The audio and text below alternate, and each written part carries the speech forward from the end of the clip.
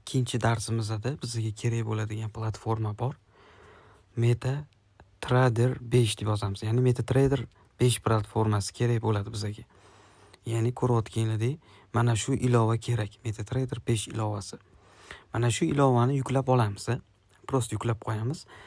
Hozir men sizlarga aytaman. Undan keyin o'tgan darsimizda yuklab olgan Amarkets ilovasiga kirishimiz kerak. Ya'ni sizlar bilan hozirgi darsda hisobimizni to'ldirib qo'yamiz. Chunki bundan keyingi darsligimizda o'sha pul ishlashni boshlaymiz. Iloji boricha harakat qilinglar. Keyingi darsimiz 1 yoki 2 kundan keyin joylanadi. Chunki hamma ro'yxatdan o'tib, hisobini to'ldirib boshlab olishi uchun riski daromad qilishni boshlaymiz. Birinchi kunning o'zidayoq Xudo xolasa hamma foyda qiladi. Xo'p, davom etamiz. Agar sizlarda Amarketsga kirganingizda mana shunaqa chiqib ketgan bo'lsa, sign inni bosamiz. Ya'ni bir xilada programma o'zini o'zi chiqarib qo'yadi yoki bir xilada chiqib ketgan bo'lishi mumkin.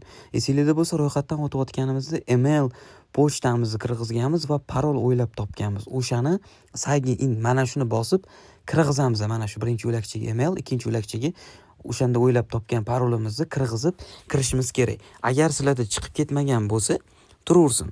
Xo'p, hozir men o'zimni email pochtamni va parolimni kirgizib chiqaman va mana login tugmachasini bosaman. Va undan keyin parol o'ylab top deydi. Xohlagan ilovaga kirish uchun parol o'ylab topaman. Va sizlarda mana shunaqa menyu turgan bo'lishi ham mumkin. Ya'ni kirganingizda shunaqa turgan bo'lsa tegmaysizlar. Va shunaqa turgan bo'lsa, o'ng qo'lda mana ko'ryapsizlar, strelkada belgilab qo'ydim. Mana shuni ustiga bosamiz. Va bu yerda mana shu ko'rsatib qo'ygan ana menyuga bosamiz-da va hamkorlik kodimizga MK Samandar promo kodini kirgizib qo'yamiz. Nimagaligini keyingi darsda men bilib olasizlar. Mana submit tugmachasini bosib kirgizib qo'yamiz.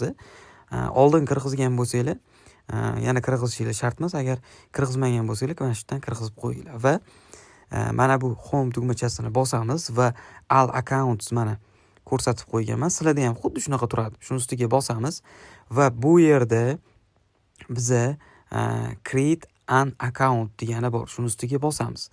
Bosganimizdan so'ng yana bu yerda create account, yana shuni ustiga bosamiz va ozgina загрузка bo'ladi va bizning emailimizga login parol keladi. Mana shunaqa menyu hosil bo'lgandan keyin X bosamiz. Bosganimizdan keyin mana ko'rdinglar, account berdi bizga. Bu akkauntda endi biz MetaTraderga ulashimiz kerak. Undan oldin qiladigan ishimizni birinchi navbatda nima qilamiz? Account number turibdi, mana ko'ryapsizlar. Xo'p, buni copy-paste qilamiz. Mana ya'ni nusxalab oldik.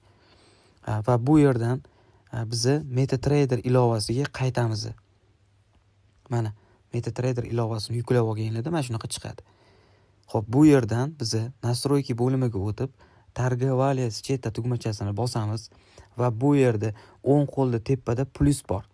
Va mana видите, imya kompaniya deb yozib qo'yibdi. Bu yerga Amarkets deb yozamiz. Amarkets.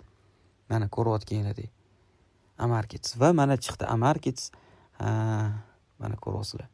Va bu yerda demoni o'rniga realni tanlaymiz va loginga o'sha boyaga copy-paste qilganimiz, ya'ni mana buni yozamiz. Ya'ni mana shuni copy-paste qilganimiz yozamiz. Endi yana qaytib kiramiz. Bu yerda parol degan narsa bor. Parol. Endi bu parolga nima yozamiz deyishinglar mumkin. Parolga emailimizga parol kelgan bo'ladi. Email pochtamizga kiramiz. Hozir men sizlarga ko'rsatib beraman. Mana ko'rib turganingizdek, your login turibdi. Sizlarda pastda your password degani turadi. O'shani biz copy-paste qilib olamiz. Ya'ni nusxalab olamiz, copy-paste qilib va boyagi MetaTrader ilovasiga qaytamiz-da, o'sha parolni kiritamiz.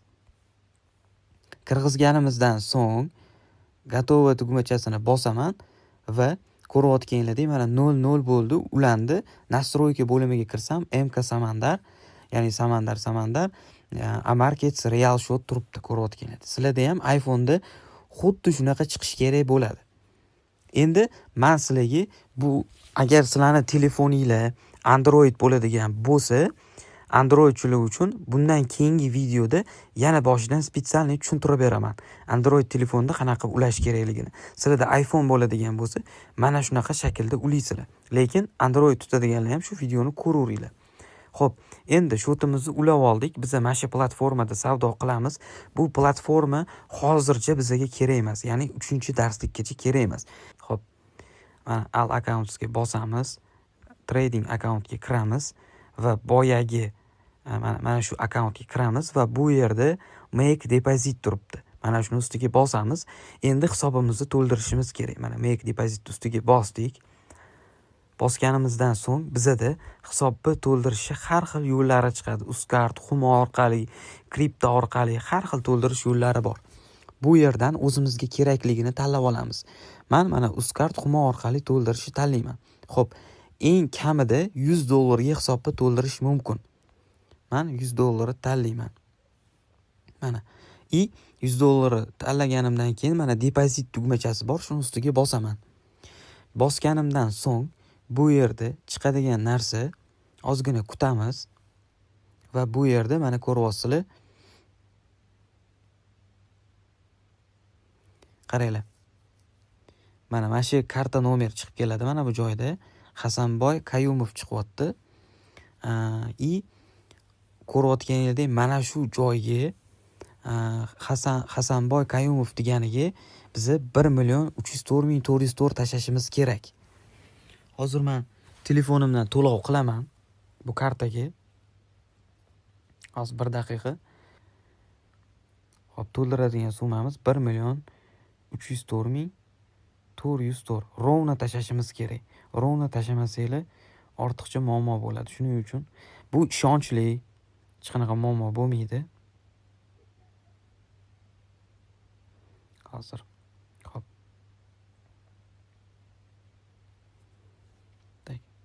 Mana men to'lov qilib bo'ldim. Pul tushdi. Endi bu yerda nomer karti plateshki deb yozibdi. Mana oxirgi 4 ta raqamini kartamizga yozib qo'yamiz. Qaysi kartadan tashladinglar? Kartalarning oxirgi 4 ta sonini yozib qo'yamiz. Biz qaysi kartadan pul o'tganini bilish uchun. Men o'sha hali yozmasimdan o'sha pul tushdi, mana ko'ryapsizlar. Mana ko'rayotganinglardek pul tushdi. Boy internetim ishlamay qolgan ekan, o'shanga videoni uzdim. Xo'p, mana $100 ga to'ldirgandik, $100 pulimiz tushdi. Xo'p, mana ko'rishingiz mumkin. Pulimiz tushdi. Endi bitta narsani yana tekshirib ko'ramiz. Chiqib ketamizda boyagi MetaTrader ilovamizga kirsanglar, mana $100 pul turibdi. Bu mana bizning savdo shotimizga tushgan pul. Ko'rayotganinglardek real hisobda. Endi biz bundan keyingi darslikda o'sha foyda qilamiz, ya'ni strategiya bilan ishlab daromad qilamiz. Faqatgina bizada mana shu etap qolganda, shu etapni bajarib muvaffaqiyatli qilib qo'ysak bo'ldi. Android ishlatadiganlar bu videodan keyingi videoni ko'rsanglar, bu videoni chiqarganimdan keyin tagida yana bitta video bor. Android ishlatadiganlar uchun hisobni to'ldirish va hisobni ulash darsligini spesialniy ular uchun chiqarib qo'yganman. Foydalaninglar do'stlar. Agar men ko'rsatgandek birma-bir bajarmasanglar, daromad ola olmaysizlar. Bu menimcha hech kimga manfaatli bo'lmaydi. Harakat qilinglar, men sizlarni xudo xolisa birinchi strategiyani o'rgatib, birinchi daromadinglargacha olib chiqaman. Do'stlar, keyin qaranglar. Agar sizlarda Amarkets bo'yicha, mana shu ilova bo'yicha muammo bo'ladigan bo'lsa, mana bu joyda chat degan tugmacha bor. Online chat support degani bor. Shunga MK Samandari mijozimiz, MK Samandari podpисчигiman. Pul to'ldirishda yoki nimadir muammolar bo'lib qolsa, faqat Amarkets bo'yicha shu online chat support deganiga yozinglar yoki Telegram live chat support ustiga bosib yozsanglar, MK Samandari mijozimiz desanglar, qo'rqmasdan bemalol yozaverasizlar. Mana shu Amarkets bo'yicha muammo bo'lib qolsa, muammolarni hal qilishda yordam berishadi. Soat 2 bo'ladimi, 3 bo'ladimi, soat 10 bo'ladimi, farqi yo'q. Постоянный live chat ishlab turadi do'stlar.